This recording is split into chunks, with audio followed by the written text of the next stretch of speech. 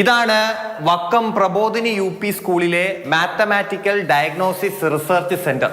കുട്ടികൾക്കായി ഇവിടെ ATM counter ഉണ്ട്, ക്യാഷ് കൗണ്ടർ ഉണ്ട്, ബാങ്കിലെ റെയിൽവേ ടിക്കറ്റ് കൗണ്ടർ ഉണ്ട്, പിന്നെ ഒരു റോബോട്ട് ഉണ്ട്. ഇതെല്ലാം അജിത ടീച്ചറുടെ മിടുക്കാണ്. ഇവിടെ കുട്ടികൾക്ക് ഗണിതം മധുരമല്ല, അതിമധുരമാണ്.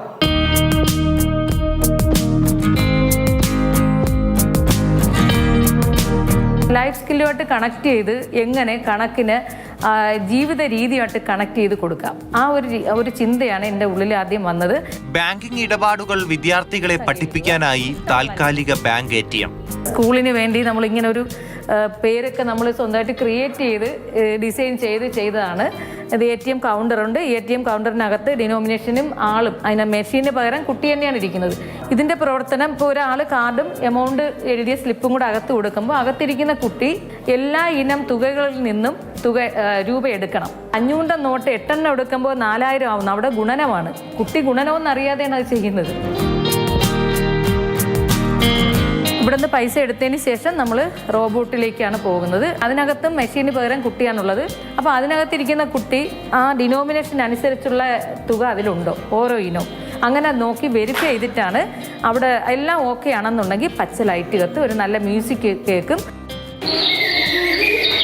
ബാങ്ക് നഷ്ടത്തിൽ പോകുന്ന ഇടപാടാണ് ഇവിടെ ചെയ്തിരിക്കുന്നതെങ്കിൽ ബാങ്ക് റോബോട്ട് എന്ത് ചെയ്യും, റെഡ് ലൈറ്റ് തന്നെ ഇടും.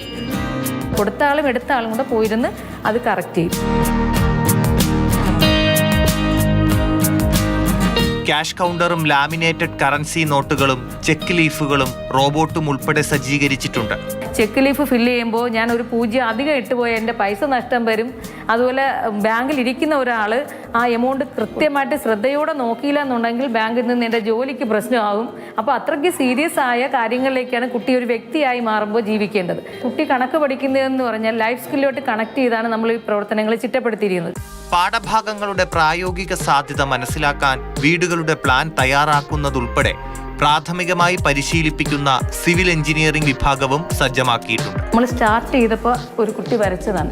അപ്പം അവൻ എഞ്ചിനീയറിംഗിൻ്റെ തലത്തിലേക്ക് ഒരു ക്രൈസ് കയറി. അപ്പോൾ ഈ തരത്തിലേക്ക് ഒരു കുട്ടി വരച്ചത്, പിന്നെ വേറെ അടുത്ത കുട്ടികൾ വരച്ചത്.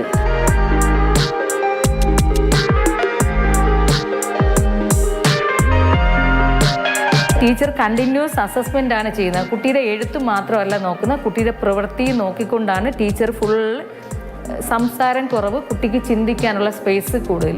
ഗണിത പഠനം രസകരമാക്കാൻ നടത്തിയ പ്രവർത്തനങ്ങൾ UP സ്കൂളിലെ ഗണിതശാസ്ത്ര അധ്യാപിക S അജിതയെ സംസ്ഥാന അധ്യാപക പുരസ്കാരവും തേടിയെത്തി. സജികുമാറിനൊപ്പം TS ഹരീഷ്, മാതൃഭൂമി ന്യൂസ്, തിരുവനന്തപുരം.